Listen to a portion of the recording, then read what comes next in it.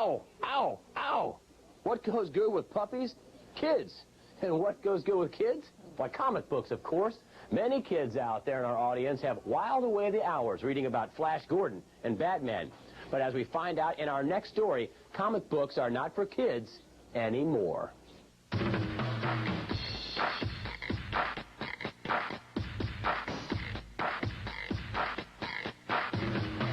They've been around since the 30s, and after a half-century, comic books aren't just for kids anymore. I think comics nowadays are not something that you grow out of, but something that you grow with.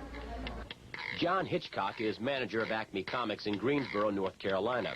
It's one of thousands of specialty stores that has popped up across the country in the 80s. The comic book industry is quietly taking in $500 million a year. It wasn't written for anybody older, and now there's a whole section of comics, not necessarily adversely violent or adversely sexual, but they're just written for mature readership, college and beyond. So there's comics now that you can read that don't insult your intelligence, but it's comics that'll challenge you. A prime example of how comic book characters are being handled in an adult fashion is reflected in the upcoming Batman movie due out this summer. The film stars Michael Keaton and Jack Nicholson as the Joker. Wait till they get a load of me. Gone are the cornball days of Adam West and Cesar Romero. Gone also is the teenage sidekick Robin, who was violently killed off last year. And if that's not enough, Batgirl was graphically shot in the spleen and replaced by a love interest that wants Batman to let himself go. Another popular comic is Watchmen. In a recent issue, one of the superheroes uses gangland tactics to get answers. He says, "I've just broken this man's little finger. Who killed Edward Blake?" When he didn't get the right answer. And his index finger? Who killed Edward Blake? Well, even the characters got grossed out. This is being read by adults and kids. There is a lot more violence than there used to be. When I was reading Batman, he used to be a real nice guy, and now he swears, he does bad stuff. It's surprising to me. Is it still okay for him to read it? Well, I don't know. The TV shows are bad. Everything's getting violent. So it's hard to keep him away from it. Along with the old comics with new adult appeal, there are new comics with the same appeal. Here's one, Brought to Life.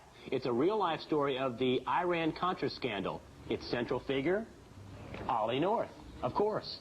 Black Kiss is another new comic book on the market, and this one is definitely for adults only. Now, even though it has a legitimate storyline, some of the illustrations leave little to the imagination. It's not Friday unless I can come up to the comic book store. I mean, it's just not a Friday. This is the peak of the week for me. A break from reality, you know. That's my main reason. I've been reading them since I was 8, and that was my main reason, just to block the real world out and go into a fantasy world. How old are you now? 25. Comic books are changing, or maybe better put, evolving. World War II gung-ho Sergeant Fury is giving way to the realism of Nam, a comic about the heartbreak of the Vietnam War. It doesn't stop there.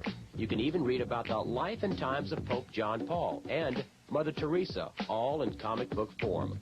Some even call comics art, but whatever you call it, it seems they're here to stay, for kids and adults. The 50s stereotype of a dummy rolling up a comic and sticking in his back pocket is dying rapidly, and people are just now beginning to wake up and realize it. The price of comic books aren't for kids either. Oh, they start for 75 cents or $1, but they're also good investments. If you had the issue where Robin was killed off about 4 or 5 months ago, it would now be worth $30. And if you had issue #1 of Superman, you could get over $30,000 depending on the condition. Well, from comic books to pets, you know, it seems that's a regular